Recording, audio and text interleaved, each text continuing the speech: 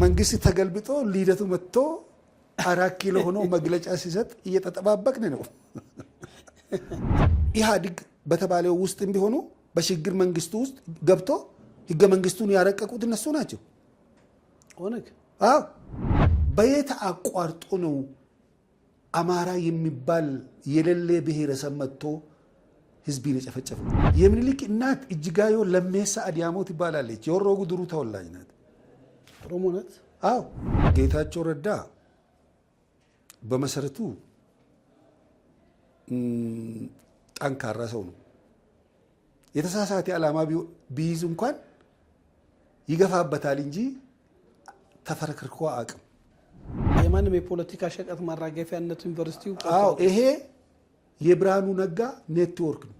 ጣይቱ ብጡል ወሌ ብጡልና አሉላ ብጡል ደግሞ የራስ ጉክሳ ልጆች ናቸው። የእጁ ባለባት ናቸው። የኦሮሞ ባለባት የውስጥና የውጭ ባንዳዎች ደግሞ ይሄ ነዳጅ እንዲወጣ አይፈልጉም። የሚጫወቱት ጊዜያዊ ቁማር ነው።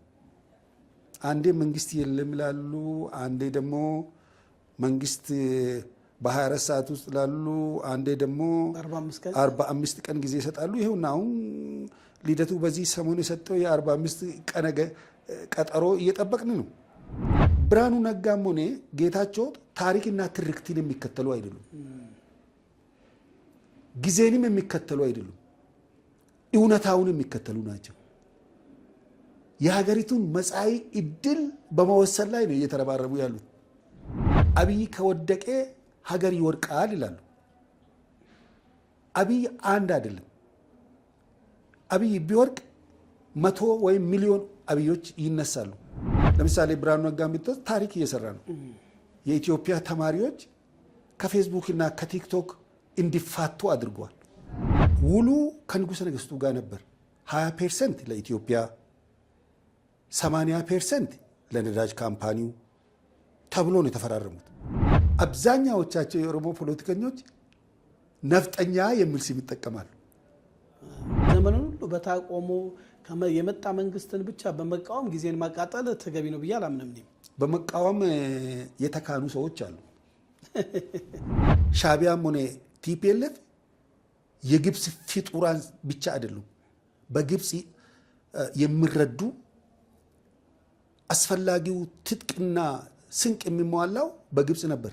ብዙ ሰዎች የኢትዮጵያን ታሪክ ሲያወሩ ከሆነ ብሔረሰብ ጋር ብቻ እየጎተቱ አንዱ ገዢ፣ አንዱ ተገዢ፣ አንዱ ጨቋኝ፣ አንዱ ተጨቋኝ የሚባል ነገር እንሰማ። ካልተሳፈሩበት ቶሎ ተሽቀዳድሞ ባቡሩ ፈጣን ነው አይጠብቅም ቆሞ ይባላል። ስለዚህ ከባቡሩ ላይ ቢፈናጠጡ ይሻላል እያሉ ነው።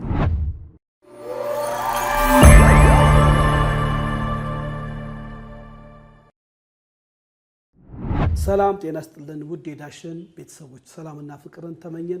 ተሾመ ሽፈራው ነኝ። ዳሽን ቲዩብ ከፍ ባለው ሀሳብ ወደ እናንተ እያመጣን ነው። በብርቱ ወግ እንግዲህ የተለያዩ እንግዶች ወደ ስቱዲዮአችን እየጋበዝን እየተገኘን ነው። በአዲሱ ዓመት ግን ብዙ አልመጣንም። ከዚህ በኋላ ግን በርከትና ጠንከር ባለ ሀሳብ ብርቱ ወግ በሚል በሀገራዊ ጉዳይ ላይ ትኩረት የሚያደርግ ኢትዮጵያኖችን የሚያገናኝ ድልድይ ሆኖ የሚሰራ ፕሮግራም እንሰራለን። ይህም ፕሮግራም ሀሳቡን ከወደዳችሁት ሰብስክራይብ፣ ላይክ፣ ሼር፣ ኮሜንት በማለት ከኛ ጋር ቀጥሉ። ዛሬ እንግዲህ ከባህር ማዶ የመጡ ባለፈው በሀሌታ ሚዲያ የጠየኳቸው አቶ አብርሃምን ነው ኢንተርቪው ማድረጋቸው። እሳቸው እንግዲህ አሁን ነዋሪነታቸው በአሜሪካን ሀገር ነው። በኢትዮጵያ ጉዳይ ግን በሁሉም ጉዳይ ላይ ንቁ ተሳትፎ ያደረጉ፣ ለሀገራቸው አጥንታቸውን ደማቸውን የከሰከሱ፣ ከ5 በላይ ያልተናነሰ ለሞት የሚያደርስ ለሀገራቸው አጥንትና ደማቸውን የከፈሉ የቆሰሉ ኢትዮጵያዊ ባለታሪክ ናቸው። ብዙ ሀገራዊ ጉዳይ፣ ጥንታዊ ታሪክ ያልተሰክሙ እውነት ላይ ትኩረት አድርገን እንወያያለን። እንድትከታተሉ ጋበዝኩሻለሁ። አቶ አብርሃም እንግዲህ ለስራ ጉዳይ ኢትዮጵያ ከመጡ በኋላ ለሁለተኛ ጊዜ አግኝቼዎታለሁ። በሀሌታ ሚዲያ ላይ ጥሩ ኢትዮጵያዊ ታሪክን ፕሮግራም አድርገን ሰርተናል። ብርቱ ወግ ፕሮግራማችን ከፍ ባለ ሀሳብ እንደ ዳሽን በተለያየ ጉዳይ ላይ ባልተሰሙ እውነታዎች ያየ ይናገር፣ ያየ ይመስክር፣ መናገር ያለበት ሰው ይናገር፣ ማዳመጥ ያለበት ያዳምጥ በሚለው ሀሳባችን እንግዲህ የተለያዩ እንግዶች እየጋበዝን ነው። እንግዳ ሆነው ስለተገኙ በአድማጭ ተመልካቾቻችን ስም እጅግ አድርጌ አመሰግናለሁ። እኔም አመሰግናለሁ። መልካም እንግዲህ ስለ ኢትዮጵያዊነት፣ ስለ ሀገር አንድ ጽሁፍ አንብቤ ነበር እቺ ሀገር የማናት የሚል በፊት እቺ ሀገር የኢትዮጵያውያን ናት የሚል ሀሳብ አለ። ኢትዮጵያዊ ደግሞ ስንል መጽሐፍ ቅዱስ እንደሚለው መልክ ነብር ጅንጉርጉርነቱ እንደማይለጥ ኢትዮጵያዊ ደግሞ ማንነቱን አይለውጥም የሚለው ሀሳብ ከፍ ያለ ገዢ ሀሳብ ነው። ኢትዮጵያዊ ማን ነው በሚለው ላይ ጠንከር ባለ ሁኔታ እንወያያለን። እንደው ለመግቢያ ያህል ሰሞኑን በክቡር ጠቅላይ ሚኒስትር ዶክተር አብይ አህመድ በኡጋዴን አካባቢ ያለው የጋዝ ምርት ለዓለም ገበያ ቀርቦ በዓለም ሚዲያዎች መነጋገሪያ ሆነዋል። የኢትዮጵያን ከፍታ እያሳየ ነው እየተባለ ነው። ይሁንና ይሄ የኡጋዴን ጉዳይ እርስዎ ከሶማሌ ጦርነት ከኢትዮጵያ ችግርና የኢትዮጵያ ችግር ዋናው የውስጣዊም የውጭም ችግር የኡጋዴንና የአባይ ወንዝ ጉዳይ ነው ይላሉ። ብዙ ጊዜ ግን ብዙ ሰዎች ሲያወሩ በተለያየ ሚዲያ ስንሰማ የአባይ ጉዳይ ላይ ብቻ ትኩረት ያደርጋሉ። እርስዎ ደግሞ ኡጋዴን ላይ ጠንከር ያለ አመለካከት አሉት እና እስቲ ሁለቱን የችግሩንም መሰረቱንም ብንወያይበት። መልካም እንግዲህ እስቲ ከሶማሊያ ጦርነት እንነሳ። በመሰረቱ ሶማሊያ ታላቋን ሶማሊያ ለመመስረት የቆየ ስትራቴጂክ ዓላማ ነበራት። ይሁን እንጂ ይህ ስትራቴጂክ ዓላማ ለምንድን ነው? መነሻው ምንድን ነው? መነሻው ኦጋዴን ነው። በንጉሠ ነገሥቱ ዘመነ መንግስት ከኦጋዴን ነዳጅ ለማውጣት አንድ ግዙፍ ካምፓኒ የነዳጅ ካምፓኒ ውል ተፈራርሞ ነበር። ይሄ ጋዝ አሁን በዚህ ሰዓት ወጣ የተባለው ጋዝ ግዙፍ የጋዝ ምርት በዚያን ጊዜ የተደረገ ጥናት ነው። በጥናቱ መሰረት ይሄንን ጋዝ ማውጣት ሲጀምሩ ከኃይለ ሥላሴ ጋር የተዋዋሉት ውል ነበራቸው። አንደኛ ጥናቱ ይፋ ሆኗል። ሶማሊያ አውቃለች በምን አይነት መንገድ አሰናክላ የራሷ እንደምታደርግ። ሶማሊያን ግሬት ሶማሊያን ወይም ታላቋ ሶማሊያን ከመመስረቱ ሂደት ጋር ነው ያያይዘችው፣ ተያይዞ የመጣው ማለት ነው። እና ውሉ ከንጉሠ ነገሥቱ ጋር ነበር።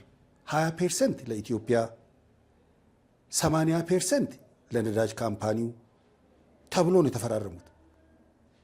ይሁን እንጂ መንግስቱ ኃይለ ማርያምና ተፈሪ ባንቴ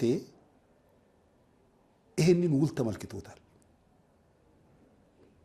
ውሉ እስከ 20 ዓመት ድረስ ኢትዮጵያ 10% አማን ነው 20%፣ የግዙፍ የነዳጅ ካምፓኒው ደግሞ 80% የሚለውን ካዩ በኋላ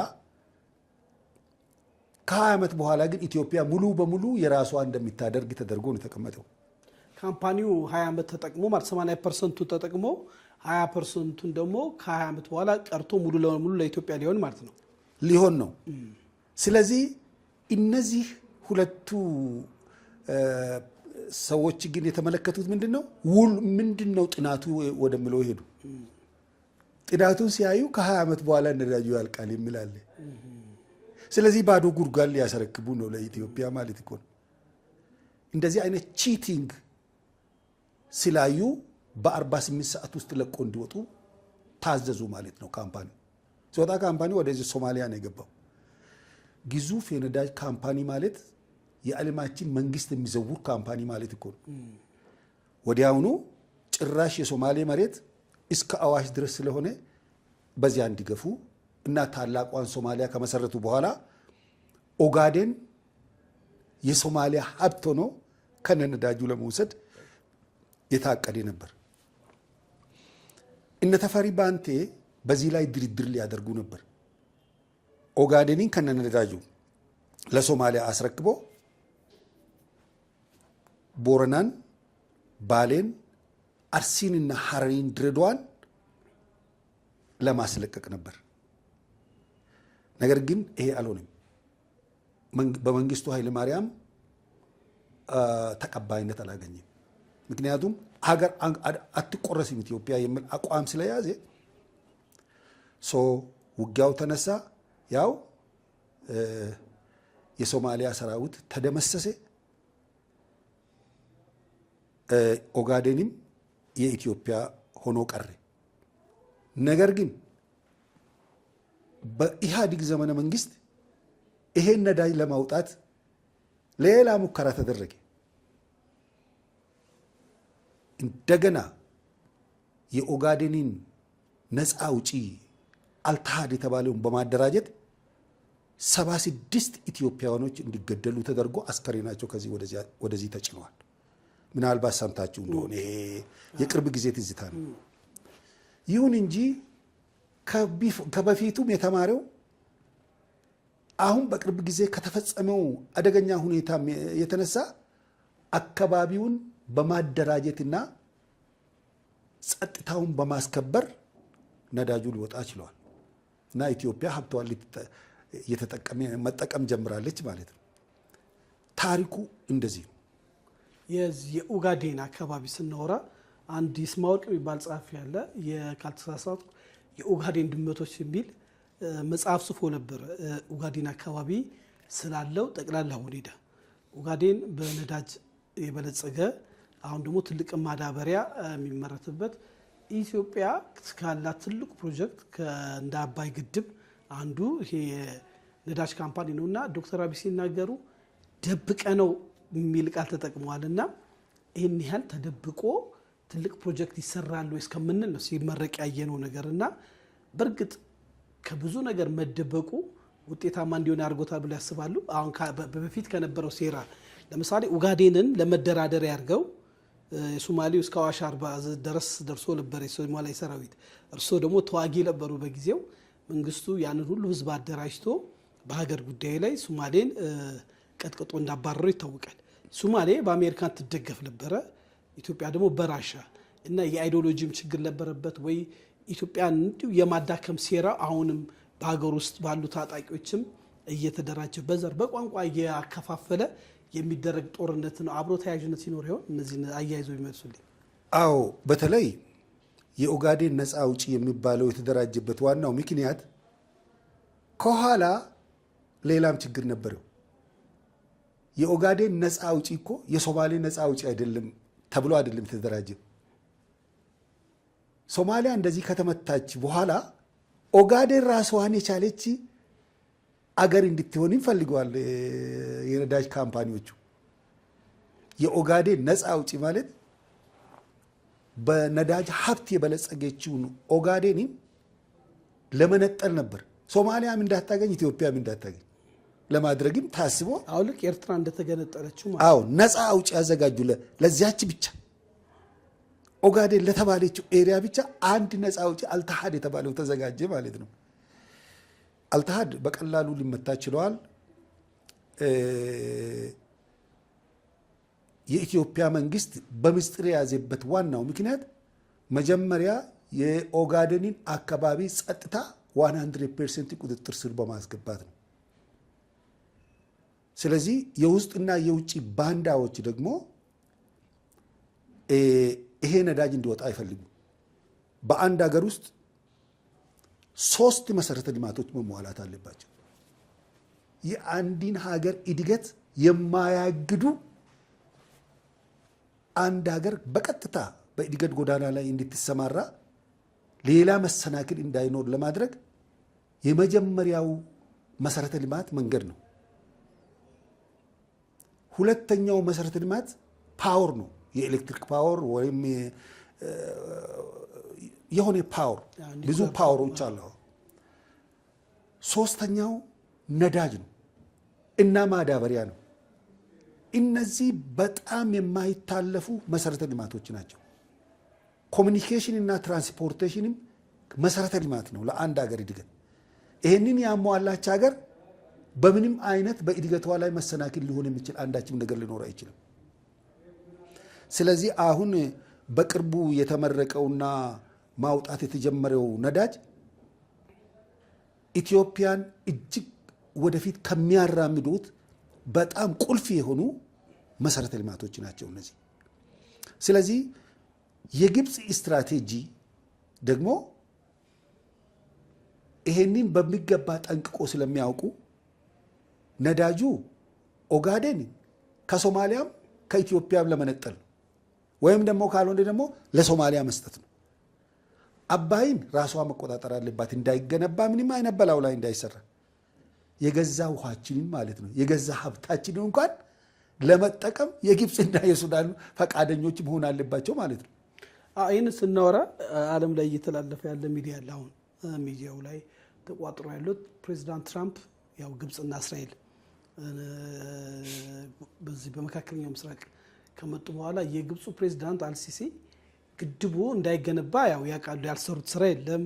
አሜሪካን ሴናተርን እስከ መመልመል ገንዘብ በመስጠት ኢትዮጵያን በተባበሩት መንግስታት ፍርድ ቤት በመወንጀል የነበረውን ጠቅላላ ሁኔታ ያንን ኢትዮጵያኖች በትዕግስት በዲፕሎማሲ ካሸነፉ በኋላ አሁን የውሃውን ቁጥጥር ውሃውን መቆጣጠር አለብን፣ የሚለቀቀውን ውሃ ይህ ምንድነው የማይሻር ውል ነው የሚባለው የሶስትዮሽ በሚል እንደ ማስፈራራትም የሚል ነገር አየን። ኢትዮጵያ ደግሞ ስትራቴጂውን ቀይሳ ይህንን ነገር ደግሞ በደንብ አንድን ለማድረግ በፕሬዝዳንታችንም በክቡር ጠቅላይ ሚኒስትርም በኢትዮጵያ ፖለቲከኞችም በተለያዩ ሊቃኖችም ግዴታ ኢትዮጵያ የባህር በር ያስፈልጋታል የሚለው ኢትዮጵያ ባህር ኃይል ጠንካራ ባህር ኃይል ያስፈልጋታል የሚለው ጉዳይ እየጎላ መጥቷል። የኢትዮጵያን ባህር ኃይል እንግዲህ ካፈረሱት አንዱ ወያኔና ሻቢያ ናቸው እና ይህንን እርስዎ በቀድሞ ጦር ሚሊቴር ስለነበሩ በጦርነቱም ተሳታፊ ሆነው ቆስሎ ስለነበሩ በዚህ አጋጣሚ ያለውን የኢትዮጵያ ችግር እስቲ ትንሽ እንወያይበት። አዎ ግብፅ ማስፈራራት ስላልከው ጉዳይ በትክክል ሲያስፈራሩ ነበር። ከእንግዲህ በኋላ ግን ግብፅ ኢትዮጵያን ማስፈራራት አትችልም። ምክንያቱም የኢትዮጵያ እድገት በማይቀለበስ ሁኔታ ላይ ደርሰዋል። ብልጽግና ወለል ብሎ እየታየ ነው። አሁን ለግብፅ አንድ ሀገር ጠንካራ ነው የሚባለው ቁልፍ የኢኮኖሚ መሰረተ ልማቶች ሲሟሉ ነው። ኢትዮጵያ መሰረተ ልማቶችን አሟልታለች። የሃይድሮ ኤሌክትሪክ ፓወርን ገንብታለች። ይሄ ግንባታ በቀላሉ ይቀጥላል። እንደገና የኒውክሌር ፓወር እየገነባች ነው። የኒውክሌር ማለት እኮ ያለንን የኤሌክትሪክ ፓወር እጥፍ ድርብ ለማድረግ የሚረዳ ፓወር ነው። በየትም ዓለም አሁን ብዙዎቹ ትንሽ ፓወር ያመነጫሉ። እጥፍ ድርብ የሚደረገው ደግሞ በኒውክሌር ቴክኖሎጂ ነው። ስለዚህ ኢትዮጵያ አሁን ኢትዮጵያን ከልማቷ ለመመለስ ወይም ለማሰናከል የሚፈጠሩ ነገሮች በሙሉ ቀርተዋል ማለት ነው። ማንም ሰው ኢትዮጵያን ከልማቷ ሊመልስ ወይም ሊያሰናክል የሚችል አሁን በግብፅ ደረጃ ምንም ነገር የለም። አይ ቅድም ሲያወሩልን ለምሳሌ ኦነግ በሶማሌ ውስጥ መሽጎ ከኢትዮጵያ ሰራዊት ጋር ድሮም ይዋጋ ነበር። አሁንም የኦነግ የተለያየ ክንፍ ተበታትኖ የሚዋጋ አለ። የአማራ ፋኖ የሚል አለ። አሁን ደግሞ በተለያየ ክልሎች ውስጥ የተገኙ አሉ። ጥያቄያቸው ምንድነው? የየራሳቸው የማይቀበሉት ማይፈልጉት አለ። ብዙ ሰዎች መንግስት ለምን ከነዚህ ኃይሎች ጋር አይስማማም ይላሉ። መንግስት ደግሞ በተደጋጋሚ ኑ እንስማማ የሚል ኦፊሻሊ ሲጠይቅ እንሰማለን። አንዳንዱ ደግሞ የለም ስምምነት አያስፈልግም በጦር ኃይል እናሸንፋለን የሚል አለ። በድርድር አምኖም ደግሞ የሚገባ አለ። የኦነግም የገባለና ይሄኛው ታሪካዊ ሴራው ምንድነው? ሰው ሁሌ የሚያስበው ጥያቄው የሚነገረው ላይ ነው እንጂ ከጀርባ የሚነገር ያለውን ነገር አያውቁምና እስቲ እንደ ኦነግ እዛ ሶማሌ ውስጥ መሽጎ ኢትዮጵያ ውስጥ ሲሰራ የነበረውን ነገር ያውቃሉና እንደው ታሪካዊ ሁኔታውን ብንወያይ መልካም። በመሰረቱ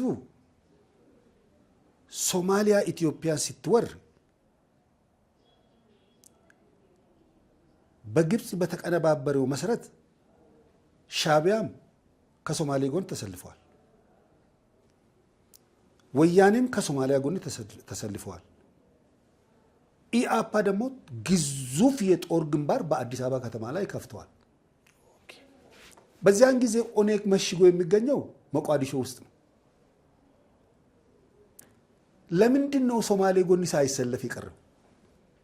ለምን እንደ ሻዕቢያ እንደ ወያኔ ሶማሌ ጎን አልተሰለፈም? በጊዜው ኢትዮጵያን ለማጥቃት ነው እያሉ ነው ያሉት። ፍጹም ያልተሰለፈበት በኢትዮጵያ ሶማሌን አግዞ ኢትዮጵያን የሚወጋበት ምክንያት የለውማ። ምክንያቱም ሶማሊያ ኦኔግ ነፃ አወጣለሁ የሚለውን ግዛት ይዛበታለች። በጦር ኃይል እስከ ቦረና ማለት ነው። ቦረናን፣ ባሌን፣ አርሲን፣ ሀረሪን ሶማሊያ ይዛለች። ይህ ድርጅት ደግሞ እነዚህን ክልሎች ነፃ አወጣለሁ የሚል ድርጅት ነው። ስለዚህ ያላቸው አማራጭ በኦኔግ ሶማሊያን ለቆ መውጣት ነው።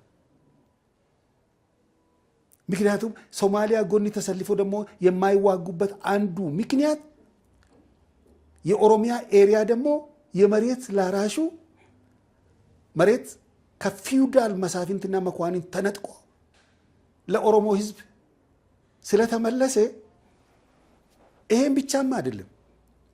የኦሮምኛ ሬዲዮ ለመጀመሪያ ጊዜ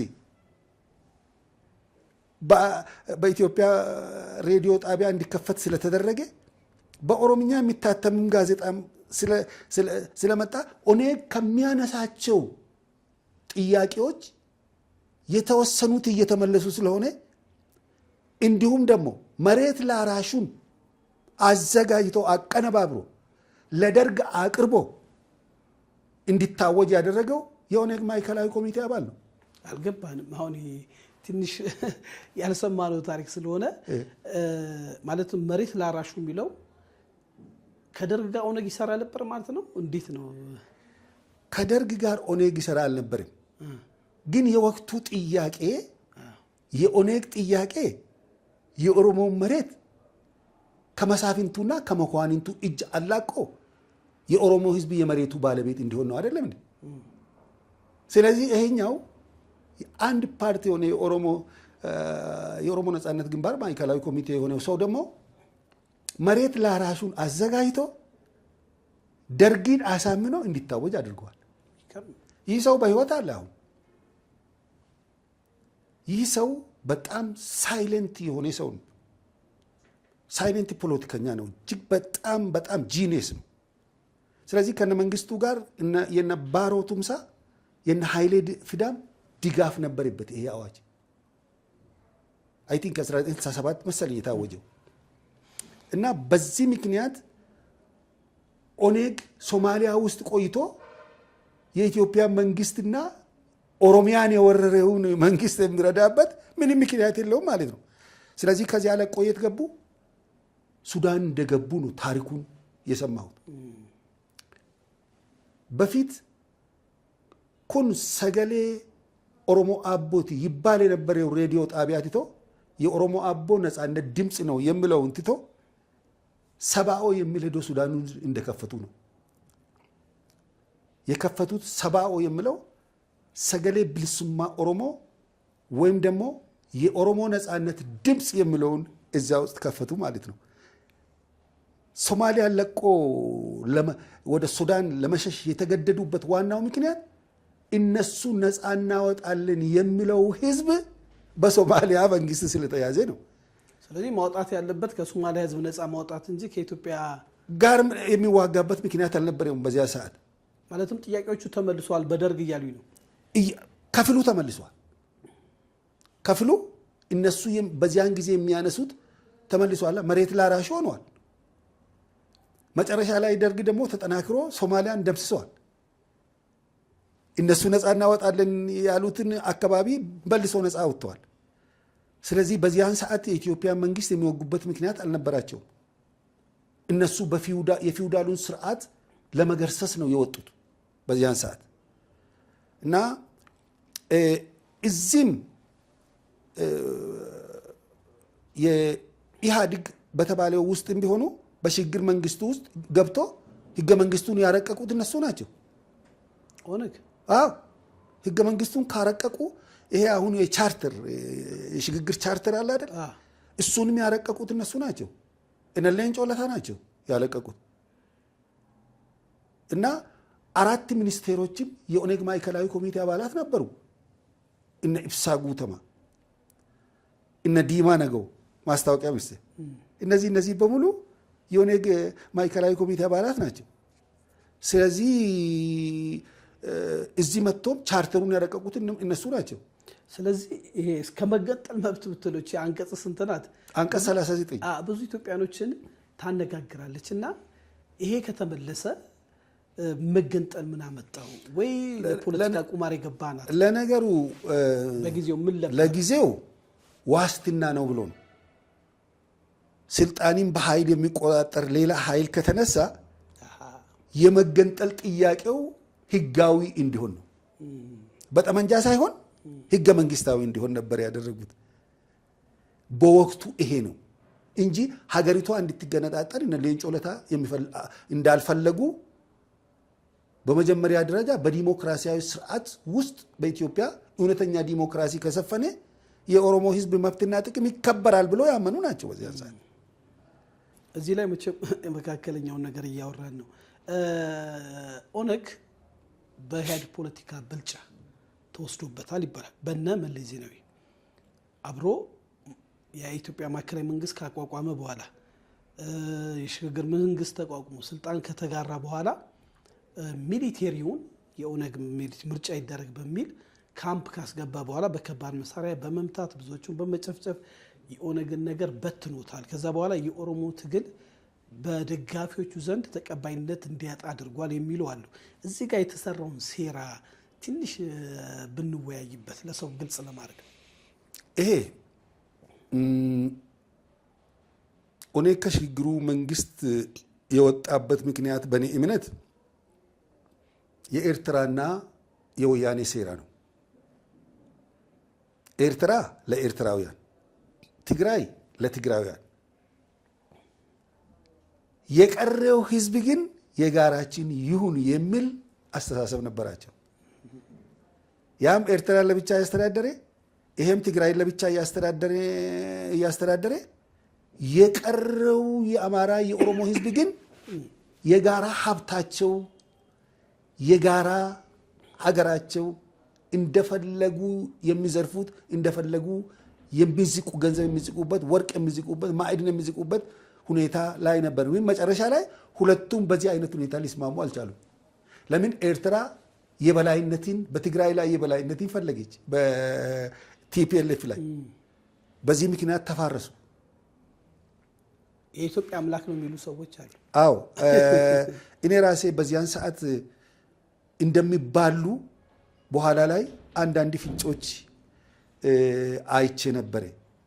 ምክንያቱም የሚሰራው አዲስ አበባ ማዘጋጃ ውስጥ ስለሆነ በቅርበት ምን እየተሰራ እንደሆነ አንዳንድ ነገሮችን ይረዳሉ። ስለዚህ ከዕለታት አንድ ቀን ኤርትራ የበላይነትን ፈልጎ ነበር ኢሳያስ አፈወርቂ በቲፒኤልኤፍ ላይ ማለት ነው። እነሱ ይሄንን አልተቀበሉም። ስለዚህ የቲፒኤልኤፍም የህወሓትም ስልጣን የመቆናጠጥና ኢትዮጵያን የመቀራመት የጀርባ አጥንት ግብጽ ናት ማለት እንችላለን አሁን? አዎ፣ ምክንያቱም ሻዕቢያም ሆነ ቲፒኤልኤፍ የግብጽ ፍጡራን ብቻ አይደሉም። በግብጽ የሚረዱ አስፈላጊው ትጥቅና ስንቅ የሚሟላው በግብጽ ነበር። ምክንያቱም ግብጽ ማንም የግብጽ መንግስት ምንጊዜም ቢሆን በኢትዮጵያ ላይ ያለውን ስትራቴጂካዊ ጠቀሜታውን ይፈልጋል። የአባይን ምንጭ ለመቆጣጠር ይፈልጋል። ይሄን ለማድረግ ደግሞ ጠንካራ ኢትዮጵያ መኖር የለባት። አሁን ለምሳሌ በዚህ ሰዓት ግብጽ በምንም አይነት መንገድ ለኢትዮጵያ ስጋት አይደለችም። ውስጣዊ ችግራችንን እያጎላች አይደል? አሁንስ የውስጣዊ ችግሯን ማጉላት ስትራቴጂክ የሆነ አላማዋ ነው፣ የቆየ አላማ። ዳሩ ግን አሁን በምንገኝበት ተጨባጭ ሁኔታ ግብጽ ኢትዮጵያን ምንም ነገር ማድረግ አትችልም፣ ስጋትም ልትሆን አትችልም። ግብጽ የኢትዮጵያ ቤተክርስቲያንን የበላይ ጠባቂ ቢሆን ለ1600 ዓመት የኢትዮጵያ ቤተክርስቲያን ይዛለች። ሃይማኖታዊ አባት በመሆን ማለት ነው። እናትና አባት ራሷን በማድረግ የተለያዩ የሃይማኖት መሪዎችን ታመጣለች፣ መጽሐፍቶችን ታጽፋለች። በግብጽ ሀገር የማይገኙ ሃይማኖታዊ ስርዓቶችን እንዲደነገጉ አድርጋ ኢትዮጵያኖችን በድህነት ማቁስ ከታለች የሚሉ ሰዎች አሉ። ግብጽ ኢትዮጵያን በእጅ አዙር አገዛዝ ትገዛ ነበር የሚሉ እውነታዎች አሉ። ይህን እንዴት ያውታላታ? በትክክል ለምሳሌ በኢትዮጵያ ቀደም ሲል ከደርግ በፊት 30 ቀን ሙሉ በዓል ነበር። 30 ቀን ሙሉ እንዲያውም ተደራርቦ ነበረ። በአንድ ቀን 3 በዓላቶች ነበሩ። ህዝብ እንዳይሰራ እንዳይንቀሳቀስ ይደረግ ነበር። በቤተ ክርስቲያን ዙሪያ መዓት ሰው ይለምን ነበር። የሚደረገው ስብከት በዚህ ምድር ብትዳዩ በሰማይ ትጠግባላችሁ የሚል ስብከት ጎልቶ የወጣበት ዘመን ነበር። እነሱ ግን የአባይን በራ ያረባሉ። የእነሱ በአባይ ወንዝ በራቸውን ያለማሉ። ማልማት ብቻ አይደለም፣ እንደ ነዳጅ ይሸጣሉ። ውሃውንም ይጠቀሙበታል። አሁን እዚህ ከተማ ውስጥ ከግብፅ የሚመጣ ብርቱካን አይተሃል? በእኛ ውሃ የተመረተ ይሆን? በምን ያህል የውጭ ምንዛሪ ገዝተ እንደምንጠቀም ማየት ያስፈልጋል። ስለዚህ ግብጾቹ ትልቁ ዓላማቸው ኢትዮጵያ ማሽመንመን ነው። በሃይማኖት ስም፣ በፖለቲካ ስም፣ በተለያየ ምክንያት ሀገሪቱን የሚያሽመደምዱበት ስትራቴጂያቸው ነው። ስትራቴጂ ማለት እኮ እቅድና ፕላን አውጥቶ ነው የሚንቀሳቀሱት። ምክንያቱም የአባይን ምንጭ መቆጣጠር አለባቸው። በኢትዮጵያ ውስጥ ለሚነሳው ብጥብጥ በሙሉ ግብፅ ያልገባችበት የለም። ወረራን ፈጽማለች ቀደም ሲል። ስለዚህ በወታደራዊ ኃይልም ኢትዮጵያን ለማንበርከክና ለመበታተን ያላደረጉት ነገር የለም። ስለዚህ በዚህ ሰዓትና ደቂቃ ግብፅ ለኢትዮጵያ መሰናክልም አትሆንም፣ ስጋትም አትሆንም። አባይን ትመታለች የተባለው ግብፅ እስከዚህ ድረስ ሞኛ አይደለችም። አባይን ከመታች ግብፃዊ የሚባል ሰው ከእንግዲህ በኋላ ሊኖር አይችልም። የአባይ ውሃ ከተመታ፣ የአባይ ግድብ ከተመታ ግብጾች በምድር ላይ እንደሌለው አድርገን መገመት አለብን። ይሄን አያደርጉም እነሱ። አሁን ከዚህ በኋላ ውሃውን እናስተዳድር እንደዚህ የሚል ብቻ አንዳንድ ሁኔታዎችን ፈጥሮ መናገር እንጂ በምንም አይነት ተአምር ከእንግዲህ በኋላ ለኢትዮጵያ ስጋት አይደሉም። አሁን ያለው የኢትዮጵያ ሕዝብም ይሄን በሚገባ ጠንቅቆ የተገነዘበ ብዙሃኑ ለማለት እንችላለን እና መሰናክል የሚሆኑበት ሁኔታ ሊኖር ይችላል ብዬ አላስብም። ውድ የዳሽን ቤተሰቦች ከጋሽ አብርሃም ጋር ጠንከር ያለ ቆየት ያለ የኢትዮጵያን እውነታ እየተወያየን ነው። እንግዲህ ወደ ደርግ መንግስት በወፍ በረር ነው የምንሄደው። መቼም ታሪክ ስለሆነ በጣም ዲቴል አንገባበትም። እንግዲህ አንድ ታሪካዊ እውነታ አለ። ኢትዮጵያኖች ብዙ ጊዜ የተለያዩ ሰዎች ታሪኩን ይጽፋሉ፣ ይናገራሉ። በጊዜ የነበረውን እውነታ በቦታው የነበሩ እርሶ ነበሩና በደርግ ጊዜ መፈንቅለ መንግስት እንደተደረገ ብዙ የኢትዮጵያን ጡራት ያፈራቸው የጦር መሪዎች እንደተረሸኑ እርሶም ደግሞ በጊዜው የሞት ፍርድ እንደተፈረደበት ሰምተን ነበርና ታሪካዊ እውነታው ምንድን ነው? መፈንቅለ መንግስትስ ማን አቀነባበረው? ለምን ሰው ነው የሚለው እንወያይ። ለመፈንቅለ መንግስቱ ምክንያት የሆነው በጀነራሎች በወታደሮች ላይ እየተወሰደ ያለው እርምጃ ነው። ታሪኩ አይኔ ሲረሸን በቦታው ነበርኩ። ተጽፎ የተነበበው ታሪክ እንኳን ማስረሸን ይቅርና በእስራትም የሚያስቀጣ አልነበረም። ለነገሩ እኔ በጣም ተሰምቶኛል በጊዜው። አዎ ይሄ ብቻ ሳይሆን ሰራዊቱን መክዳት ጀምሯል። በዚህ ምክንያት የተነሳ ያው በስተመጨረሻ የሀገሪቱ ፕሬዝዳንት ማለትም መንግስቱ ኃይለማርያም ሁሉንም ነገር በጠመንጃ አፈሙዝ ብቻ ለመፍታት ቆርጦ የተነሳበት ሁኔታ ነበር። በዚህ ምክንያት በጀነራሎች ብቻ አይደለም በወታደሮች ላይም በጣም ከፍተኛ ስጋት ነበር። ምን ጦርነት መራዘሙ ነው መፈንቅለ መንግስት ያመጣ ወይ የፕሬዝዳንት መንግስቱ ኃይለማርያም ዲክታተር በመሆኑ ነው?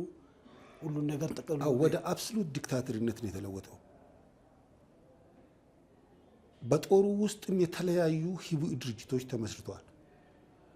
የኢሰፓ ግሩፕ አለ፣ የሂቡዕ ድርጅት ግሩፕ አለ፣ የደህንነት ግሩፕ አለ፣ የአስተዳደር ግሩፕ አለ። 4-5 ግሩፖች በሰራዊቱ ውስጥ ገብተዋል። ስለዚህ ሰራዊቱ ከፊት ለፊት ይተኮስበታል፣ ከኋላ ደግሞ ይረሸናል። በርካታ ሰዎች ተረሽነዋል። በዚህ ምክንያት ብቻማ አይደለም፣ በሀገሪቱ ውስጥ ሙሉ በሙሉ ለማለት በሚቻል ደረጃ ጦርነት ተቀጣጥሏል። ስለዚህ መንግስቱን ለማሳመን አልተቻለም። ነታሪኩ አይኔን እኮ በአስመራ ቤተ መንግስት ውስጥ ጠርቶ አነጋግሯቸው ነበር። ካነጋገሬ በኋላ ነው ታሪኩ አይኔ በጥይት ተደብድቦ እንዲሞት ፈርዶ ሄደ። ጦርነቱ የእርስ በርስ ጦርነት ብቻም አይደለም። ሰራዊቱ ረጅም ጊዜ የቀበሮ ጉድጓድ ውስጥ የቆየና ሎጂስቲኩም እንደተመናመነ ተነጋግሯል። በዚህ ምክንያት የተነሳ እርምጃው የመፈንቅለ መንግስቱን እነ ጀነራል ደምሴ ቡልቶ አቀነባብሯል። ይሁን እንጂ መንግስቱን መግደል የለብንም የሚል አስተሳሰብ ነበራቸው። የመፈንቅለ መንግስት የሚመራው ግሩፕ እንደዚህ ብሎ ያምን ነበረ። አዎ፣ ምክንያቱም የሀገር ባለውለታ ስለሆነ ከሚገደል ታስሮ ሀገሪቱን ስንለውጥ ማየት አለበት የሚል አስተሳሰብ ነበራቸው። የህዋ ምክር ይመስላል ወይ በጊዜው ትክክል? አዎ፣ ምክንያቱም መፈንቅለ መንግስት ከሆነ ለመፈንቅለ መንግስት ከቆረጥክ መውሰድ የሚገባህን እርምጃ መውሰድ ያስፈልጋል። እዚህ መፈንቅለ መንግስቱን እንዲያስተባብርና መከላከያ ሚኒስቴርን ቤተ መንግስትና ሚዲያን በቁጥጥር ስር የሚያደርግ ሰውም ግዳጁን ሊወጣ አልቻለም። በዚህ መካከል ደግሞ እነ ጀነራል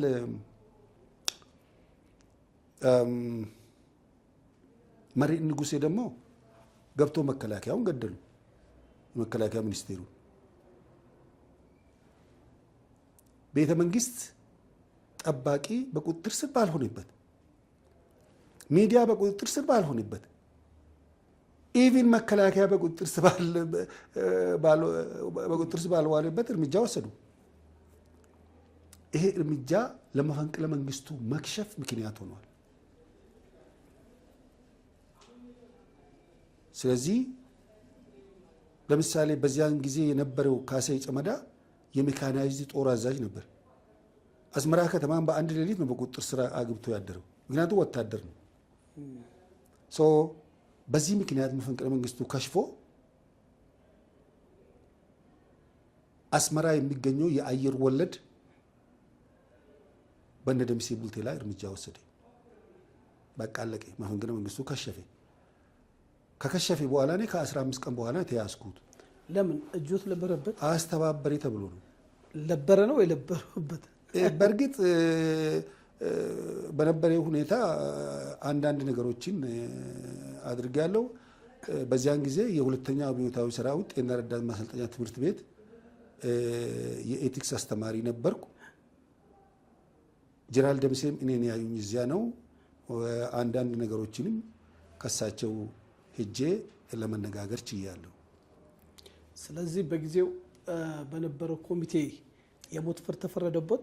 አዎ። ከዚያም በኋላ ከ15 ቀን በኋላ እነ ጀነራል ደምሴ ተረሽኖ ብዙ ጀነራሎች ተረሽኖ ካለቁ በኋላ እኔን አንድ ተራ ተዋጊ ቤቴን መጥቶ ከበቡ። ደግሞም ከሰራዊቱ ወጥቻለሁ። ከበቡ። ቃኘው ስቴሽን ለጥያቄ ትፈለጋለህ ተብዬ ተወሰድኩ። እዚያ በብዙ ወታደሮች ታጅቤ ማለት ነው። ከዚያ ኮሚቴ አለ። ወታደራዊ ፖሊስ ውስጥ ኮሚቴዎች አሉ የተዋቀሩት ምርመራ የሚያጣሩ። እነዚያ ናቸው እዚያው መመታት እንዳለብኝ አስተያየት ሰጥቶ ለደህንነት መስሪያ ቤቱ ያስተላለፉት። በአጋጣሚ ጉዳይ የደህንነት መስሪያ ቤቱ እኔ የማውቀው ሰው ነበር። አብሬን ስለ መፈንቅለ መንግስቱም የተነጋገርን ነበር። በነገሩ እሱ በጣም ብልህ ሰው ነው። ሸውዶ ቀርቷል። ጉዳይ እሱ ጋር ቀረበ ማለት ነው። እና 3 ቀንና 3 ሌሊት እጄን በሰንሰለት በኋላ ደግሞ በገመድ አስሮኝ ነበር። እዚያ አስፓልት ላይ ስተኛ ነበር። ምክንያቱም ሞት የተፈረደበት ሰው ወይም ይመታ የተባለው ሰው ነበርኩ። ፈጣሪ ነው ያተረፉት ባጭሩ። አዎ ከዚያ አምጡ አለ። ቢሮው ድረስ ተሸክሞ ነው የወሰዱኝ። ምክንያቱም 2 ቀን 3 ቀን ውሃ ምናምንም የለም ያው ስለምረሻ እና ወሰዱኝ። ፍቱት አለ። በመሰረቱ ከሚፈቱኝ ሞቱ ይመረጥ ነበር። ምክንያቱም እጄ አብጦ ሰንሰለቱን ውጧል። ወደ ኋላ ደግሞ በገመድ ታስሬያለሁ። ፍቱት አለ። እንደምንም ታግሎ ገመዱን ቆራርጦ ምን አድርጎ ፈቱኝ። ተሹሞ የመጣው የወሎ ክፍለ ሀገር አስተዳዳሪ የነበረ ጀነራል ሻለቃ ኃይለ ጊዮርጊስ የሚባል እሱ የጀነራልነት ማዕረግ ተሰጥቶት ወደዚያ የመጣ ሰው ነበር እና ይሄው የደህንነት ኃላፊ ሄዶ ሪዝናብል ሰው ነው፣ እንደገና ደግሞ የመሰከሩበትም ቢሆኑ የጦር ሜዳ ሄዶ የማያውቁ ናቸው፣ ደግሞም የመሰከሩብኝ የእድገት የማዕረግ እድገትም ለመጨመር እንዲያመቻቸው ነበር። በትክክል ደግሞ አንድ አይነት ቋንቋም የምንናገር ሰዎችንን እኔም ሹክ ብያቸዋለሁ። አንዳንድ ነገሮችን እሷን ነው ወስዶ በቀጥታ ዋና አስተባባሪ እሱ ነው ብሎ ነው ያሳሰሩኝና የመሰከሩብኝ። በትክክል አንዳንድ ሁኔታዎችን ለማጣራት ከአስመራ ወደ መሀል ሀገር መጥቻለሁ። እዚያን ጊዜ ማስተር ቴክኒሻን ሌሊሳ ቶሎሳ የሚባል ነው የሚያሳፍረኝ። በአንቶኖቭ ተሳፍሬ ሄዳለሁ፣ በአንቶኖቭ ተሳፍሬ እመጣለሁ ማለት ነው። እና እናቺችን እንግዲህ መሀል ሀገሩ እንዴት ነው የሚል ነው።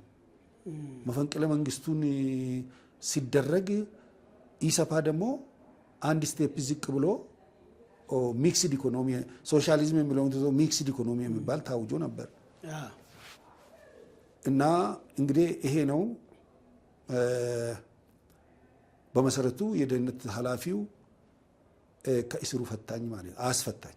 ለሰውየውም አስረዳው ሁኔታውን እና ሲፈታ ወቀታ ወደ ሆስፒታል ነው የወሰዱኝ። ምክንያቱም እጄ ይሄ ከዚህ ጀምሮ አብጦ ነበር፣ ይሄም አብጦ ነበር እና ምንን የሚባል ሆስፒታል እዚያ ነበረ። እዚያ ለአንድ ሳምንት ገብቼ ወጣው። ከዚያ ጨርቄንና ማቄን ጠቅልዬ ወደ መሀል ሀገር መጣው ማለት ነው። ወዴት ሄዱ? አዎ ወጡ። ከኢትዮጵያ አይደለም ከአስመራ ወጣው። ከአስመራ ወጡ። ቤተሰቤን ይዤ ወደዚህ መጣው። ውጣ ስለተባልኩ ነው። ምክንያቱም አስመራ ደግሞ በሮኬት እየተደበደበች ነበር በዚያን ሰዓት በሻቢያ። ስለዚህ ወጣው፣ እዚህ መጣው። ለተወሰነ ጊዜ ስራ ባገኝም እንኳን አሁን ነው በሚዲያ ይሄን ጉዳይ የተናገርኩት። ምክንያቱም በዚያን ሰዓት የመፈንቅለ መንግስት አስተባባሪ ነበር የሚባል ድጋሚ ሌላ ሞት ውስጥ መግባቴ ነው።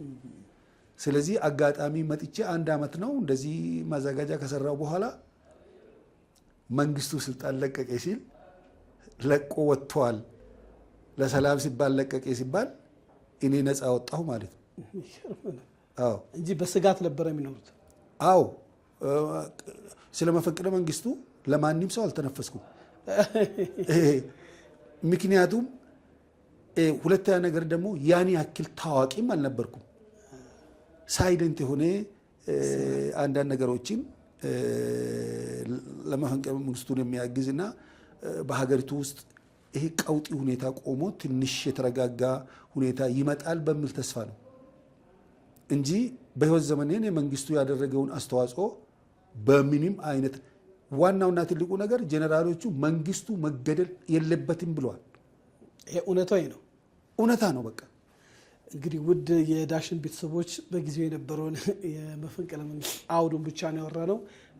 የጋሽ አብርሃም አዲስ መጽሐፍ በቅርቡ ብዙ ውስጡ ያልተነገሩ በዶኩመንት የታጨቁ በኢትዮጵያ ጠቅላላ ጉዳይ ያልተሰሙ እውነታን ይዘን ብቅ እንላለን። አሁን ለቅምሻ ያልነው ትንሽ የተጫወት ነው።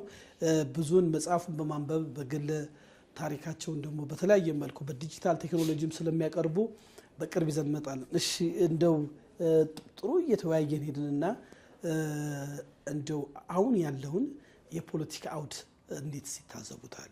ለምሳሌ እኔና እርሶ ስንወያይ በፖለቲካ ውስጥ ትልቅ ተሳትፎ ያላቸው እነ አቶ ልደቱ እነ ጅዋር አላይን በመፍጠር ብዙ ጊዜ ዘይትና ውሃ የሚሏቸው አሉ። የማይቀላቅል ነገር አይዲዮሎጂያቸው በጣም ሰፊ ነው፣ ግን አላማቸው አንድ ነው። እሱም ይህ መንግስት መጣል በሚል አንድነት ፈጥረናል ብለው ቀናት እየቆረጡ ቀኑም እየገፋ ነገሩም እየተረሳ ብዙም ራን ያላደረገምና ጠቅላላ አውዱን ሲያዩት እንዴት ይታዘባሉ እርስዎ እንደው ያለውን ሁኔታ? በመሰረቱ የጠቀስካቸውን ሰዎች አውቃቸዋለሁ። በእኔ እምነትና አመለካከት እነዚህ ሰዎች ምንም ናቸው። የፖለቲካ ፓርቲ አቋቁሞ የሚንቀሳቀሱም አይደሉም። እንደ አንድ አክቲቪስት ስለ ሀገሪቱ መጻኢ ጊዜ የሚያስቡም አይደሉም።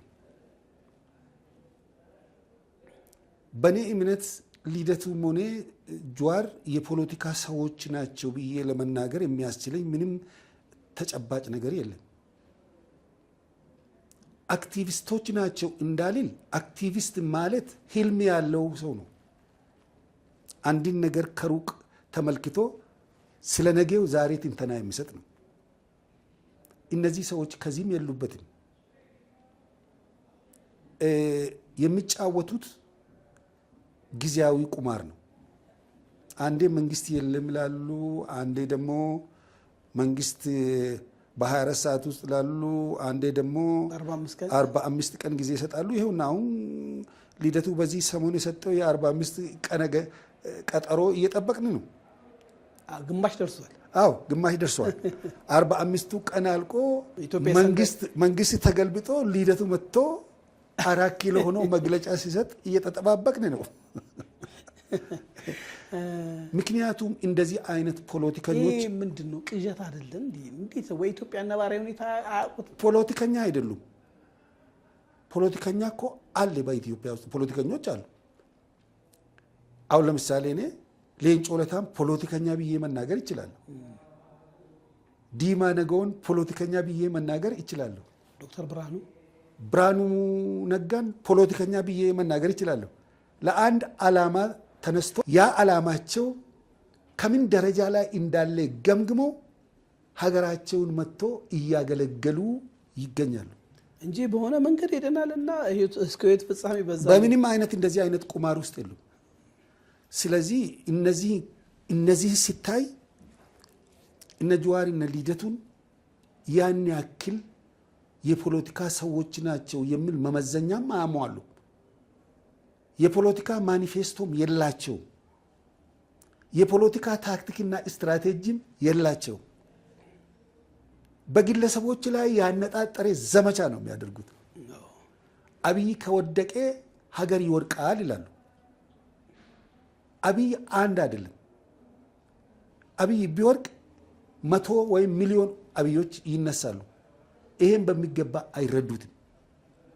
እንደገና ደግሞ የኢትዮጵያን ሕዝብ መብትና ጥቅም ለመጠበቅ የሰነዱት አንድም ነገር የለም። ሁል ጊዜ ስለ መንግስት ውርቀት ብቻ ነው የሚያዜሙት። አማራጭ የፖለቲካ ስትራቴጂም የላቸው። ስለዚህ መቃወም ብቻ ከመቃወም የሚገኝ ጥቅምን ማግኘት እነሱ ይቃወማሉ። እስከ መጨረሻውን ነገር መሰብሰብ ብቻ ነው። እስከ መጨረሻ በመቃወም በዩቲዩብ እና በፌስቡክ የሚያገኙትን ጥቅም ብቻ እያጋበሱ የሚሰማቸውን ደግሞ ጥቂት ሰዎችን እያወናበዱ መኖር ነው። ለምሳሌ ስለ ፖለቲካ ስናወራ በኢትዮጵያ ፖለቲካ ውስጥ በጦርነት ሁሉ የተፈተነ ማለት ነው ከፍተኛ የወጣቶችም የሰው ህይወትን የቀጠፈ የህወሓትና የመንግስት ጦርነት በነበረበት ሰዓት የትግራይ ልሳን በመሆን ይሰራ የነበረው አቶ ጌታቸው ረዳ አሁን የምስራቅ አፍሪካ ጉዳዮች አማካሪ ሚኒስቴር ሆኖ የሚሰራው በኢትዮጵያ ፖለቲካ ውስጥ መስመሩን አስተካክሎ ነገሩን አቅንቶ ይሰራል። እነዚህ ሰዎች ከሱ መማር የለባቸው እንደው ለሀገር የሚሰሩ ከሆነ? አዎ ጌታቸው ረዳ በመሰረቱ ጠንካራ ሰው ነው። የተሳሳተ ዓላማ ቢይዝ እንኳን ይገፋበታል እንጂ ተፈረክርኮ አቅም በመጨረሻ ላይ ደግሞ ያ ዓላማ እነሱ የቆሙበት ዓላማ በድርድርና በውይይት ሲቋጭ ሀገሩ ወደ መገንባት የዞረ ሰው ነው። ጌታቸው ረዳ የተዋጣለት ፖለቲከኛ ነው። ከነዚህ ጋር በዓላማም በእውቀትም ባላቸው የዘመን ግንዛቤም ከነዚህ አሁን ቅድም ከጠቀስኳቸው ጋር እሱን የሚያገናኘው አንዳችም ነገር የለም። በአንድ ወቅት ይቃወም የነበረው ሰው ጊዜው ሲደርስ ደግሞ ተቃውሞ እዚህ ላይ ነው፣ ፋይናል ዲስቲኔሽን እዚህ ጋር ነው የሚል ሰው እጅግ በጣም ጂኒየስ የሆነ ማይንድ ያለው ሰው ነው። ስለዚህ በሁከትና በጋጋታ ሁኔታዎችን ፈር እየሳቱ እንዲሄዱ የማይፈልግ ሰው ስለሆነ አሁን የጠቅላይ ሚኒስቴሩ አማካሪ ሆኖ እየሰራ ነው። ከነዚህ ጋር ልናመዛዝናቸው አንችልም። ለምሳሌ ብርሃኑ ነጋ ብትወስድ ታሪክ እየሰራ ነው። የኢትዮጵያ ተማሪዎች ከፌስቡክ እና ከቲክቶክ እንዲፋቱ አድርጓል። እንዲያጠኑ ማለት ነው። እያንዳንዱ ተማሪ ከቲክቶክ ተፋቶ ጎንበስ ብሎ ራሱን ለሚቀጥለው ውድድር እያዘጋጀ የሚገኝበት ሁኔታ ላይ ነው ያለው። እቺ በማጭበርበር በኮረጃ አትሰራም ኔቨር ሲሪየስ። ስለዚህ እኔ አሁን ዩኒቨርሲቲ ውስጥ የኔ ቤተሰብ አለ። በዩኒቨርሲቲ ውስጥ ምን እየተካሄደ ነው ብዬ ጠይቄዋለሁ። ያለው ጥናት ብቻ ነው አለ እንጂ በዘር ተቧድኖ ጊዜውን እንዲህ አይነት ታሪክ የለም። አሁን አለ ጥሩ ውጤት የምናመጣበትን ወደሚቀጥለው ክላስ ለመሸጋገር ሀገር አቀፍ ፈተናም ስላለ ለዚያ ነክተን የምንዘጋጅበት ጊዜ ነው እንጂ እንዳውም ምንም ጭቅጭቅና ንትርክ የሚፈጠርበት ዓለም እንዳልሆነ ነግሮኛል። የማንም የፖለቲካ ሸቀጥ ማራገፊያነት ዩኒቨርሲቲው ይሄ የብርሃኑ ነጋ ኔትወርክ ነው። እንዲህ አይነት ፖለቲከኞች ብርሃኑ ነጋም ሆነ ጌታቸው ታሪክና ትርክትን የሚከተሉ አይደሉም። ጊዜንም የሚከተሉ አይደሉም። እውነታውን የሚከተሉ ናቸው። የሀገሪቱን መጻኢ ዕድል በመወሰን ላይ ነው እየተረባረቡ ያሉት። አሁን ጌታቸው ረዳ በቀደምታ የተናገረው ሰምቻለሁ። የከተማ ኮሪደር ልማት ወደ ገጠር ኮሪደር ልማት መለወጥ አለበት የሚል ረጅም ሀሳብ ዘርግቷል። እንደዚህ አይነት ነው ፖለቲከኛ ታይም ኢን ፕሌስ ኮንዲሽን ውስጥ ምን መስራት እንደሚገባ የሚያውቅ ነው እንጂ ዘመኑን ሁሉ በታቆሞ የመጣ መንግስትን ብቻ በመቃወም ጊዜን ማቃጠል ተገቢ ነው ብዬ አላምንም። በመቃወም የተካኑ ሰዎች አሉ። እንዘርዝራቸው እስቲ እንደ ለምሳሌ ስማቸው መጥራት አልፈልግም፣ ግን በኃይለ ሥላሴ ጊዜ ውስጥ ተቃዋሚ ነበሩ። በደርግ ዘመነ መንግስት ተቃዋሚ ነበሩ። በወያኔ ዘመነ መንግስት ተቃዋሚ ነበሩ። በአብይ ዘመነ መንግስት ተቃዋሚ ነበሩ። እንግዲህ እነዚህ ሰዎች አዛውንቶች ናቸው። ታሪካቸው ሲጻፍላቸው ምንድን ነው እንግዲህ ከዚህ በኋላ በኃይለ ሥላሴ ጊዜ ጥሩ ተቃዋሚ ነበሩ፣ በመንግስቱ ጊዜ ደግሞ የለየለት ተቃዋሚ ነበሩ፣ በኢህአዴግ ጊዜም ተመሳሳይ ነው፣ ጭራሽ በአብይ ጊዜ ደግሞ ብሶባቸዋል፣ ለወደፊትም የሚቀጥለውን ጄኔሬሽን ለመቃወም ዝግጁ ነበሩ ግን ሞት ቀደማቸው ተብሎ ታሪክ እንዲጻፍላቸው የሚፈልጉ ቆሞ ቀሮች አሉ። እነዚህ ሲታያቸው የተማሩ የሚባሉ ሰዎች ናቸው። ቶሎ ብሎ ባቡሩ መሳፈር አልቻሉ። ካልተሳፈሩበት ቶሎ ተሽቀዳድሞ ባቡሩ ፈጣን ነው አይጠብቅም ቆሞ ይባላል። ስለዚህ ከባቡሩ ላይ ቢፈናጠጡ ይሻላል እያሉ ነው። ቶሎ ብሎ ተሳፍሮ ኢትዮጵያና ለኢትዮጵያ ሕዝብ ታሪክ ሰርቶ ማለት ወይም ደግሞ ለመስራት የሚፈልጉ ለኦሮሞ ሕዝብ ከሆነ ወይም ለአማራ ሕዝብ ከሆነ አንድ ችግኝ ተክሎ ማለፍ አለባቸው። አንዲት ነገር አድርጎ ማለፍ አለባቸው። ዝም ብሎ ነገር ብቻ መትከል ምንም አይሰራም፣ ምንም ዋጋ የለውም። ስለዚህ እኔ በግሌ የችግኝ ተከላ ሁኔታ ከመወራቱ በፊት ያደረግኩት ነገር አለ። ለወደፊት መድረኩ ሲገኝ እንገልጻለን። ስለዚህ ምን ሰርተን እንለፍ ከማለት ይልቅ ምን ተናግረን እንለፍ የሚሉ የዘመኑ ሰዎች ብቅ ብቅ ብለዋል። ሁል ጊዜ የሚያዜሙት አቋራጭ መንገድ ነው። በአቋራጭ መንገድ ደግሞ የሚገኝ ነገር በዛሬቱ ኢትዮጵያ ውስጥ የለም። የኢትዮጵያ ሕዝብ አሁን ልጆቹ እየለየ ለወደፊት ጫካም ይኑር ከተማም ይኑር ተቃዋሚም ይሁን ደጋፊም ይሁን የኢትዮጵያ ሕዝብ ልጆቹን ያውቃል። ማን ምን ቦታ ላይ መሆን እንደሚገባው ለማለት ፈልጌ እጅግ አድርገን እናመሰግናለን። እንግዲህ ይሄ ብርቱ ወጋችን ነው። ለስለስ ሰከን ባለ መልኩ እውነታን የምትሰሙበት ፕሮግራም ነው። እንደ አቶ አብርሃም አይነት በሳል የሆኑ ኢትዮጵያኖችን እየጋበዝን መናገር ያለባቸው ሰዎች እንዲናገሩ፣ ማዳመጥ ያለባቸው ደግሞ ከመናገር ተቆጥበው እንዲያዳምጡ ያስፈልጋል። ሀገር የተገነባቸው በበሳል ኢትዮጵያኖች ናቸው እንጂ እንደ ሰንበሌጥ ኢትዮጵያ ትፈርሳለች እያሉ በየቀኑ በየሚዲያው የሚፈርስ የለም። አንዱ ምን አለ ኢትዮጵያ ትፈርሳለች ይላል፣ ልክ እንደ ጥሩ ነገር እና አንድ አባት ሚዲያ እያዩ አናት ይፍረሳሉ የማይሆን ነገር ነውና እቺ ሀገር ታሪክ እውነት ጥንታዊነት ያላት ሀገር ናት። ኢትዮጵያ አትፈርስም፣ ኢትዮጵያ ትቀጥላለች። ያለብንን ችግር በመነጋገር እየፈታን ለዓለም ሞዴል እየሆንን እየሰራን እናልፋለን። አቶ አብርሃም እጅግ አድርገን እናመሰግናለን። እንግዲህ መናገር ያለባቸው ኢትዮጵያኖች እንዲናገሩ የብርቱ ወግ የዳሽን ቲዩብ ጥሪያችን ነው። እንደዚህ በሳል ለሀገር ቁም ነገር የሰሩ መናገር ያለባቸው ሰዎች እንዲናገሩ፣ መናገር የሌለባቸው እጃቸውን በአፋቸው ጭነው የኢትዮጵያን እውነታ እንዲሰሙ። ሀገራችን እያፈረሰው ያለው ደካማ ለፍስፍስ የማይረባ ሀሳብ ነው የሚል ጉዳዮች ስለያዝን ይህንን ዳሽን ቲዩብ ከፍተናል። በዚህ ዳሽን ቲዩብ ለሀገር ግንባታ ለአብሮነታችን የሚጠቅሙ ሀሳቦች ብቻ የሚንሸራሸርበት ፕሮግራም ነው። እጅግ አድርገን እናመሰግናለን። እንግዲህ እችን አገር ታሪካዊ በብዙ ኢትዮጵያኖች ዘንድ ዋጋ የተከፈለላት እርሶም ደግሞ በጦር ግንባር በስራ በተለያየ መልኩ እውነትን እየከፈሉላት እችን ትልቅ ኢትዮጵያን አመሰራረት ሀገረ መንግስት ግንባታ አሁን ብዙ ሰዎች የኢትዮጵያን ታሪክ ሲያወሩ ከሆነ ብሔረሰብ ጋር ብቻ እየጎተቱ አንዱ ገዢ፣ አንዱ ተገዢ፣ አንዱ ጨቋኝ፣ አንዱ ተጨቋኝ የሚባል ነገር እንሰማለን። ይሄ ደግሞ ፖለቲከኞች በጣም እያራገቡት እናያለንና እንደው ጠቅለል ባለ መልኩ ቢያወያዩን። አሁን እንግዲህ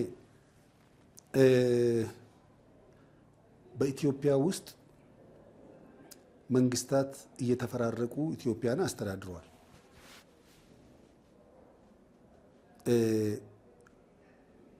አንዳንድ ቦታ ላይ ወይም አንዳንድ ፖለቲከኞች አማራ ጨፈጨፍን፣ አማራ እንደዚህ ያደረግን ብሎ የሚናገሩ አሉ።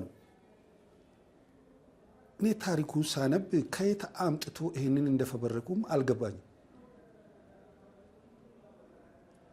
ከ400 ዓመት በፊት ጀምሮ ከአጼ ሱስንዮስ ጀምሮ አገሪቱን የሚያስተዳድረው አብዛኛው የኦሮሞ ብሔረሰብ ተወላጆች ናቸው። ሱስንዮስ የመጫ የገዳ መሪ ነበር። ስሙም ጃኖ ተብሎ ይጠራ ነበር እና በጎንደር ያሉ በሰሜን ያሉትን የተጠናከረ የሀበሻ ህብረተሰብን ቁጥጥር ስር ለማድረግ 20,000 ሰራዊት መልምሎ ሄዶ ቁጥጥር ስር እንዳደረገ ተሰምቷል። እዚያም ቁጥጥር ስር አደረገ ያለ ውጊያ። ከዚያም ክርስትና ተነስቶ ሱስንዮስ ተብሏል። ሱስንዮስ ሚስቱንም ይዞ ነው ሄደው። ከኦሮሞ ሚስቱም 6 ልጆች ወልደዋል። የመጀመሪያው አክናፈ ክርስቶስ ይባላል። ቀጥሎ ያለው ፋሲለደስ ነው። ቀጥሎ ያለው ገላዲዮስ ነው። ማርያማዊት፣ መለኮታዊትና መግደላዊት የሚባሉ 3 ሴት ልጆችም ወልደዋል። ስለዚህ እስከ ኃይለ ሥላሴ ዘመነ መንግስት ድረስ የነበሩት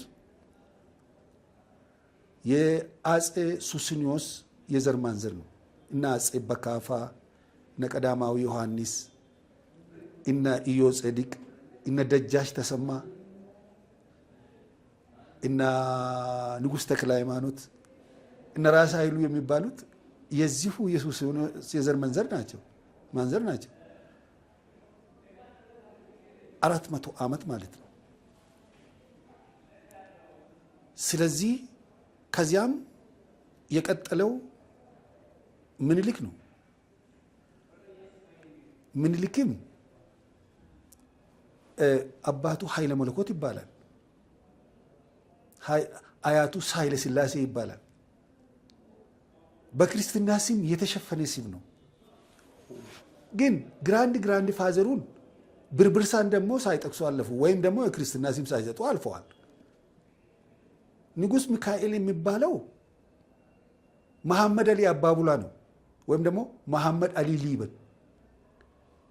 ዮሐንስ ነው ክርስትና አስነስቶ ሚካኤል ያለው። ያገባው የምኒልክን ልጅ ነው፣ ሸዋረጋ ምኒልክ፣ ኢያሱ ወለደ ማለት ነው። የምኒልክ እናት እጅጋዮ ለሜሳ አዲያሞ ትባላለች። የወሮ ጉድሩ ተወላጅ ናት። ኦሮሞ ናት። አዎ የወሮ ጉድሩ። ስለዚህ ከኦሮሞ አባትና እናት የተወለደችው ደግሞ ሸዋረጋ ምኒልክ ናት። ይሁን እንጂ ምኒልክ በቴዎድሮስ ተማርኮ እስር ቤት ውስጥ እንደነበረ ተነግረዋል። ቴዎድሮስም ምኒልክን አሳድጎ በግዞት አሳድጎ ልጁን አሊጣሽ ቴዎድሮስን አጋብተዋል። በዚህ የተቆጡት ኦሮሞዎች እነ ደጃች በጣኔ፣ እነ ደጃች ገርማሜ፣ እነ ንግስት ወርቂቱ በውድቅት ሌሊት ምኒልክን ከቴዎድሮስ እስር ቤት አውጥቶ አሊጣሽንም አፋቶ ወደ ሸዋ አምጥቶ ጣይቱ ብጡልን አጋቡ። ጣይቱ ብጡል፣ ወሌ ብጡልና አሉላ ብጡል ደግሞ የራስ ጉግሳ ልጆች ናቸው። የእጁ ባለባት ናቸው። የኦሮሞ ባለባት። ምኒልክ ከእስር ቤት ወጥቶ ወደ ሸዋ ሲመጣ የተቀላቀሉት እነ ነሞ ዳንዲ ናቸው። ነሞ ዳንዲ ማለት ጃገማ ኬሎ ነሞ ዳንዲ ነው። እነ ሀብተ ጊዮርጊስ አባ መላ ናቸው። ቁሴ ቢነግዴ። እነ ባልቻ አባ ነፍሶ ናቸው። ባልቻ ሳፎ። እነ ገበዮ ጉርሙ ናቸው። ገበዮ አቦ ጉርሙ። እነ ጎበና ዳጬ ናቸው። እነዚህ ነው ለምኒልክ የኦሮሞ ሰራዊት በሚገባ አሟልቶ ላስታንና ወሎን ያስገበሩት። ከዚያም ወደ ጎንደር ተሻግሮ ንጉሥ ተክለ ጊዮርጊስን አሳምነዋል። ከዚያ ወደ ሸዋ ሲመለሱ ንጉሥ ተክለ ሃይማኖት ደግሞ የኢምባቦ ጦርነት ከፍተዋል። የኢምባቦ ጦርነት የከፈተበት ዋናው ምክንያት ጎጃም፣ ጎንደርና ወለጋን አንድ ላይ አድርጎ አቢሲኒያ የሚል ሰፊ ግዛት ለመመስረት ነበር። ይሄ የኢምባቦ ጦርነት ሲደረግ ምኒልክና ጎበና ናቸው የዘመቱበት። ዘምቶ ንጉሥ ተክለ ሃይማኖትን አቁስሎ ማርኮ ወደዚህ ወደ አዲስ አበባ ካመጡ በኋላ አክሞ አድኖ ወደ ንጉሠ ነገሥትነቱ እንዲመለስና እንዲገብሮ እንዲኖር አድርገዋል። በየት አቋርጦ ነው አማራ የሚባል የሌለ ብሔረሰብ መጥቶ ህዝብን የጨፈጨፈው? ስለዚህ ነው የኦሮሞ ፖለቲከኞች ታዲያ ይሄንን ብዙ ጊዜ በገዢ መደብ የሚሉት ታሪካዊ የደም ዘራቸውን በደንብ ካለመገንዘብ ነው ማናቀው የፖለቲካ በመሰረቱ አብዛኛዎቻቸው የኦሮሞ ፖለቲከኞች ነፍጠኛ የሚል ስም ይጠቀማሉ። ኦሮሞም ይሁን ነፍጠኛ፣ አማራ ይሁን ነፍጠኛ ነው ሙሉ። እኔ ኢትዮጵያን ያስተዳደረ የኦሮሞን ህዝብ ነው ሌላውን ህዝብ ስልጣን ይዞ የጨፈጨፈ ሰው አላውቅም፣ በታሪክም አላገኘሁም። ከምኒልክ ቀጥሎ ኢያሱ ነው፣ ከኢያሱ ቀጥሎ ኃይለ ሥላሴ ነው። ኃይለ ሥላሴ 5 ስሞች ነበሩት። አንደኛው የሰው ስም ተፈሪ መኮንን ነው። መለኮታዊ ስሙ ኃይለ ሥላሴ ነው። የፈረስ ስሙ አባ ጠቅል ነው። የንግስ ስሙ ሞዓ አንበሳ ነው። እና የሌላ አምልኮ ስሙ ደግሞ ቆሪጥ ይባላል ተብሎ ይነገራል። ኃይለ ሥላሴ 5 ስሞች በ5 ስሞች እንዲሽሞነመን ያደረጉትን የቤተ ክርስቲያን አካባቢ ያሉ ሰዎችም ሊሆኑ ይችላሉ ብዬ ገምታለሁ። እሱ ብቻማ አይደለም። ሞዓ አንበሳ ዘእምነገደ ይሁዳ ግርማዊ ቀዳማዊ ኃይለ ሥላሴ ንጉሠ ነገሥት ዘኢትዮጵያ ስዩመ እግዚአብሔር ይባላል። ይሄ በግዕዝ ነው። አሸናፊው የይሁዳ አንበሳ ኢትዮጵያን ከይሁዳ ነገድ የሆነ ኢትዮጵያን እንዲያስተዳድር እግዚአብሔር የሾመው ማለት ነው። ይሄ መጽሐፍ ቅዱሳዊ እውነትን ለማስያዝ በአንደኛ ገጽ ላይ ነው የጨመሩት። አሁን የለም ግን ድሮ መጽሐፍ ላይ አሁንም እንዳለ ነው። ሞዓ አንበሳ ዘእምነገደ ይሁዳ ግርማዊ ቀዳማዊ ኃይለ ሥላሴ ንጉሠ ነገሥት ዘኢትዮጵያ ስዩመ እግዚአብሔር ይባል ነበር። ግን ተፈሪ መኮንን ወልደ ሚካኤል ጉዲሳ ዳባ ነው። የካ አባዶ ነው። ከሱ የቀጠለው መንግስቱ ኃይለማርያም ነው። ኃይለማርያም ወልዴ አያና ረጲ ፉሪ ነው። አሁንም እነ ዶክተር ጥላሁን ኃይለማርያም አሉ። እህቶቹ ወንድሞቹ አሉ በህይወት። አሁን ረጲ ዶክተር ኮሎኔል ነው ጥላሁን ኃይለማርያም። እሱ መጥቶ መግለጫ ይሰጥ ነበር ከዚህ ቀደም። ስለዚህ በየትኛው ክፍለ ዘመን የአማራ ህዝብ የሚባል ህዝብ መጥቶ ሌላውን ህብረተሰብ የጨፈጨፈበትን ዘመን ጠቅሶ ቢናገሩ ቢያስተምሩም መልካም ነው። ለመማር ዝግጁ ነኝ፣ ለማንበብም ዝግጁ ነኝ። በታሪክ መረዳቶት ግን እነዚህ ከ400 ዓመት በኋላ የነገሱ ነገስታቶች የዘር ሐረጋቸው ወይ ደማቸው የኦሮሞና የአማራ ቅልቅል ያለባቸው ኢትዮጵያኖች ናቸው። ስለዚህ አሁን በዚህ በዘር በቋንቋ ተቧድኖ ታሪክ እየመዘዘን ቢጋቸው ሁሉ በፖለቲካ ሴራ ነው እያሉን ነው እልባት የምንሰጠው። ይሄ በኢትዮጵያ ፖለቲካ ውስጥ ሁል ጊዜ ከጀርባ በኢትዮጵያ ላይ ስትራቴጂክ ዓላማ ያላቸው አሉ።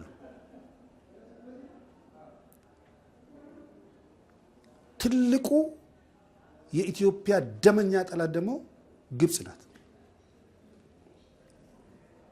ከጥንት ጀምሮ በሃይማኖት ተጽዕኖ ሲያደርጉ የነበሩ በውጊያም የሞከሩ ሳይሳካላቸው የቀረ በተቻለ መጠን በሀገሪቱ ውስጥ የሚነሱ ጥቃቅን ነገሮችን አጉልተው በማስታጠቅ ኢትዮጵያ የምትባል ሀገር እንዳትኖር ለማድረግና የራሳቸውን ፍላጎትና የፖለቲካ ዓላማ ለማሳካት ግብጾች ቀንና ሌሊት ሰርቶበታል። ግን በዚህ ሰዓት ግብጽ ለኢትዮጵያ ስጋት አይደለች። ማለትም የዳግማዊ አድዋ የአባይ ግድብ ካለቀ በኋላ የግብጽ የዘመናት ሴራ ተሸፍኗል። ከዚህ በኋላ ኢትዮጵያ መርከቧ በተረጋጋ ሁኔታ ትጓዛለች እያሉ ነው። አዎ ግብጽ አባይን ትመታለች የሚል ፕሮፓጋንዳ ሲነዛ ሰምቻለሁ። ያው በኢትዮጵያኖች እኮ ነው። ግብጽ በምንም አይነት ታምር አባይን አትመታ እንዴ!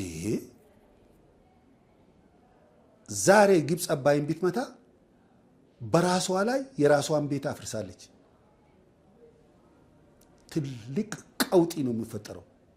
ስለዚህ ኢትዮጵያ ደግሞ መሰረተ ልማቶቿን እያሟላች